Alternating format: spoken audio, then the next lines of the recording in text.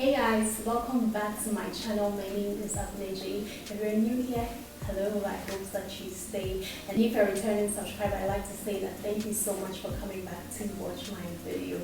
So today I wanted us to do a little bit of chatting about money. In today's video, I'm going to be talking about money mistakes you should avoid in your 20s and even in your 30s, okay? I have my own share of some of these mistakes, and so I'm going to be sharing them with you. Bear in mind that I am no perfectionist or an expert when it comes to financial management, okay? This is me sharing my personal experiences with you in hopes that it will be useful and enlightening to somebody out there. So I don't intend to make this video very long, so let's just jump right into this video, shall we? So the number one financial mistake that I personally made when I was younger is that I used to buy a lot of useless things. I mean, when I say useless things, like things that I didn't really need, okay? Like clothing, shoes, expensive wigs. I was that girl who would want to show up at every event wearing something new, even when I don't even know the person in celebration. And the thing with buying such things is that most of the time you wear it once, you wear it twice. By 2 weeks time, the euphoria is all gone and you are over it already. Like you start asking yourself, so is it really worth it? Now I'm not saying you shouldn't live your life. You can live your life, enjoy your life.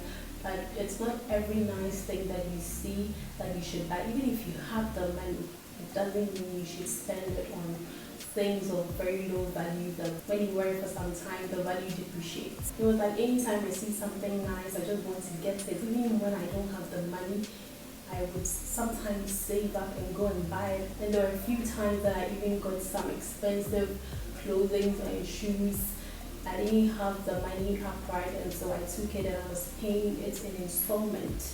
So it was like I was always saving to buy something and not like saving for a long-term investment or something.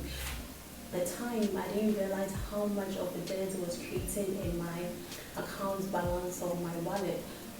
But now that I think about it, I realized that I wasted a lot of money on, things that I had no business buying sometimes.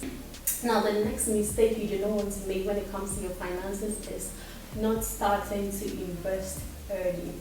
Guys, this is something that I wish I knew, especially when I was like in my early 20s, okay? Knowing what I know now about investment, I wish I had started way earlier, because the key to making the most out of investments is time. The longer you leave your money in a compound interest account, bigger and better it gets. The bigger you start, the better for you. In order to get the maximum benefit out of a compound interest investments, to make a lot more money at the end.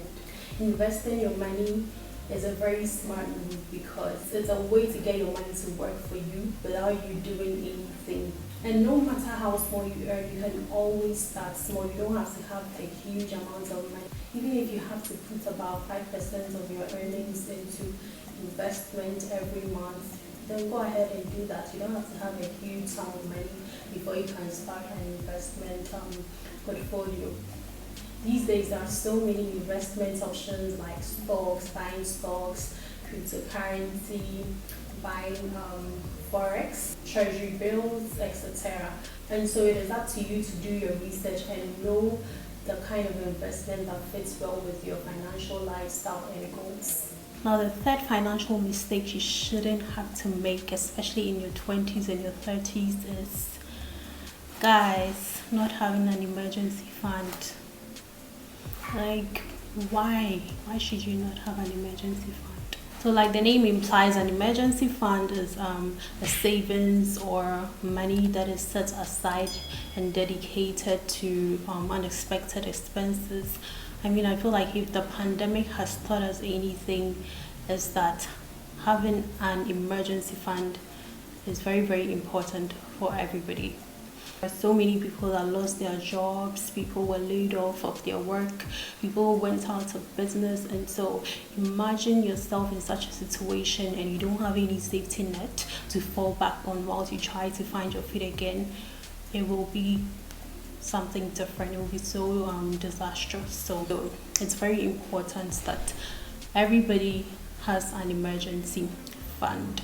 Emergency fund comes in handy when life throws surprises at you unexpectedly. Experts advise that an emergency fund should typically be about 3 to 6 months of your savings or living expenses that you put aside. Again, you can always start small. You don't need a big amount of money to start an emergency fund. For example, you can take about 5% of your monthly salary or income and put it towards your emergency fund and build it up gradually.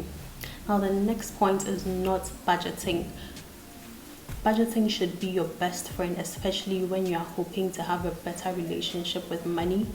The worst thing you can do to yourself is not to budget. My own shares of impulsive buying. I am an impulsive buyer, okay? And if you are looking to get ahead in your financial management journey, then I would advise you that don't buy impulsive. Very important for you to budget your money so that you're not just buying things you don't need and wasting them.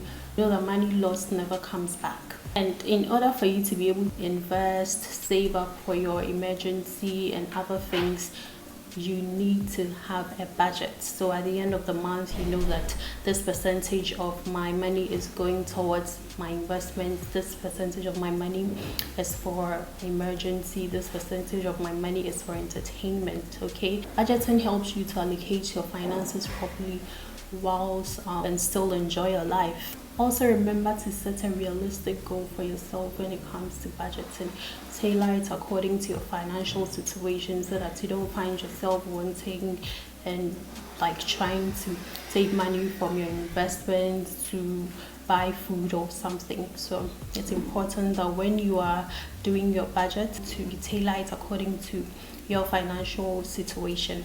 I know that when it comes to budgeting, a lot of people use their 50, 30, 20% to plan their budget. But for me, I think everybody's financial situation is different. So it's up to you to plan and budget according to your financial situation. Moving on to the last point I have for this video is multiple streams of income. There's no way I can stress this enough, guys. Multiple streams of income is necessary, especially if you want financial freedom. Adding another source of income to your work will enable you to earn more without necessarily having to live a very frugal life. So it's important to think about alternative options and other streams of income, especially because these days jobs are not 100% guaranteed. Like, you could wake up tomorrow and you are laid off from your work. So having a multiple stream of income is very necessary. Then again, this past pandemic has been an eye-opener, because imagine people who didn't have any other stream of income, out of nowhere they lost their jobs. How do you think it was going to be for them? So definitely think about an alternative stream of income and to add to your regular job. So yeah, this is the end of the video that I have for you today. I hope that you enjoyed it. I hope that it was useful to you. Thank you so much for watching my video. Now I want to hear from you. What are some of the financial mistakes that you made in the past, and how have you learned from it? Let's get interactive in the comment section. Okay, I'm going to be reading them. Thank you so much for watching this video. Please don't forget to subscribe, like, and share this video to your friends, your family, everybody. See you.